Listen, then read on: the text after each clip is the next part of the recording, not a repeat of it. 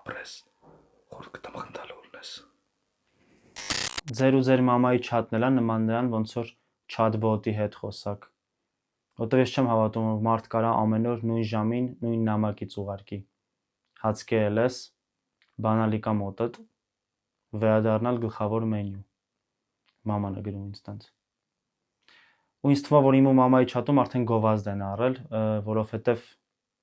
մամաները ինչ են գրում սովորաբար, գրում են հետդ բրինձ կբերես։ Իսկ իմ մաման ինձ գրում է բրինձ չբերես, կբերես լիքը չիպսելա տրիդե։ Գովազդ են առել ակնհայտ։ Իսկ իմ ու պապայի չաթը ավելի շատ Telegram ալիք է, որը հռետորական հարցեր է ուղարկում ուշ ժամերի։ Օրինակ, դու արդեն տունը չես քնում։ Դու թքած ունես մեր վրա։ Որ գաս տուն հետդ կբերես լիքը չիպսելա տրիդե։ Այն օրը մտել եմ սպորտային խանութ, ու սպորտային խանութում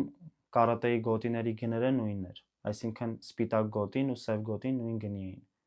Ու ես ապուշ չեմ, որ սպիտակ գոտի առնեմ, պարզա սևը կառնեմ։ Ես առա սև գոտին, գնացի կասա,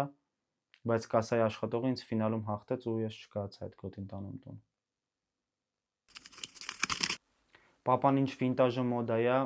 սկսել է շատ մոդայիկ հագնվել, прям շատ մոդայիկ։ Ջոկում եք չէ լալարում, մտնում է ասոս, վինտաժնի իրեր է պատվիրում, հագնում է, շատ սազում է իրեն։ Ես տաքսիստ ընկեր ունեմ, ում հետ շատ դժվար է հանդիպել, որովհետև երբ որ ինքը չի ուզում հանդիպի, ասում է դու մի ուզի, որ մենք չհանդիպենք։ Ասում այսինքն։ Ասում է դե դու մի ուզի, որ չհանդիպենք։ Ասում եմ, բայց ես ուզում եմ հանդիպենք։ Դե դու չես ուզում, դու մի ուզի։ Ասում է, չէ, դու քո մոտից մի ուզի, որովհետև ինձ այդ վնաս է։ Նկատել եք, որ ֆոկուսնիկները քչացել են, որ փոքր էինք, շատ էին ֆոկուսնիկներ, հիմա շատ քիչ են, բայց կարող է հենց այդ է ֆոկուսը։ Ինձ թվում է մեզ մի օր փողոցում մեկը մոտիկանալու է ու մեր ականջի հետևից սաղ ֆոկուսնիկներին հանի։ Հայերը իրենց ավտոյի վրա վրացական համարներ են դնում, որ իրանց անունը կանեն գրեն, ու դա շատ հարմար է հետևի գնացող ավտոյի համար, որովհետև եթե դիմացովդ գնում է ինչ-որ Արամ, ու Արամը Մարգատը միացնում է, բոլորին զիջում է, իրան լավ է պահում քշելուց, կասես ապրես Արամ, հպարտանում են քեզնով Արամ, իրոք բրավո Արամ, շատ լավ ես վարում։ Բայց Արամը հիմնականում քաքում է երթևեկության մեջ, ու այդ դեպքում էլ շատ հեշտ է քրվել Արամին, ուղիղ արդեն իրան ես քրվում։ Ու ես մտածել եմ, եթե ես ավտո առնեմ, իմ անունը հետևը չեմ գրելու, գրելու եմ հետևը օրինակ Դավո, ու ոնց քշեմ վատ, մեկա սաղ քֆուրները գնում է ինչ-որ Դավոյի։ Դա լավ է։ Բայց դա որ մտածեցի, անունը կարելի է փոխել, ասացի կարող է էսի вообще Արամ չի։ Կարող է հենց Դավո է։ Ու ես մի հատ նավսյակի Դավոյին է քրվեցի, ու էլի մի քանի տղու անուն տվեցի, քրվեցի, որ գոնե մեկը իրան կպնի։ Չնայած կարա համարը վրացական էլ չլինի, կարա հայկական էլ լինի, մեկա ես անուններ եմ տալի ու քրվում եմ։ Կարա вообще ավտովե չլինի, ես պրոստը արդեն ինչ-որ պայից քրվում եմ։ Այն օրը տեսա ինտերնետում մոր նվեր տղուն,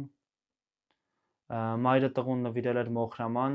Մոխրամանի վրա գրած էր Գորջան, բալես, քիչ ծխի, բայց շատ հարմար նվեր էր ծխելու համար։ Ու ես մտա այդ մորից, մոր էջ, ինքը էլի նվերներ ուներ տղուն նվիրել էր դանակ, որի վրա գրած էր Գորջան, բալես, քիչ սպանիր։ Ու դե նվիրել էր սառնարան, որի վրա գրած էր Գորջան, բալես, խոլոդում ձուկ կա դրած, հանի թո հետ գա, որ պապատ գա հաց սարքենք ուտենք։ Այն օր ռիլ էի նայում, որ կինոյի թարգմանության ժամանակ, երբ որ օրիգինալից ռուսերեն է թարգմանում, կինոն ահագին տուժում է ու լիքը բան է փոխվում կինոյի մեջ։ Այդ որ նայեցի, հասկացա, որ կարող է պետքա Տիտանիկը նորից նայել։ Ես նայեցի Տիտանիկը ու ինչ։ Պարզվում է, որ օրիգինալում Ջեքը չի մեռնում։ Օրիգինալում Ջեքը ուղակի գնում է տուն, խաղում է Շան հետ, գնում է քոլեջ, այնտեղ իրան սարդը գծում է, ու ինքը դառնում է սարդ մարդը։ Նու կամ ինչ-որ ուրիշ կինո միացեք էսից չեմ ջոկում։ Ու իմ կյանքում նենց էր ստացվել, որ ես Գիքորը նայել էի ռուսերենով, իսկ դու հայերենով նայեցի ու Գիքորը մեռնում էր հայերենով։ Ու այն բազազարտեմի ու իր կռիվը անտառում չկար, вообще այդ կադրը ջնջած էր։ Պետք է օրիգինալով նայել։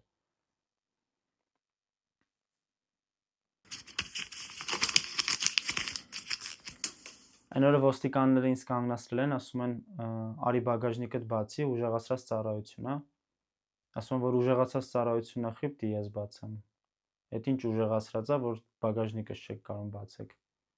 Ինձ GTA-ի պես եկեք ավտոյից հանեք, բացեք, ինչ ուզում եք արեք։ Pressing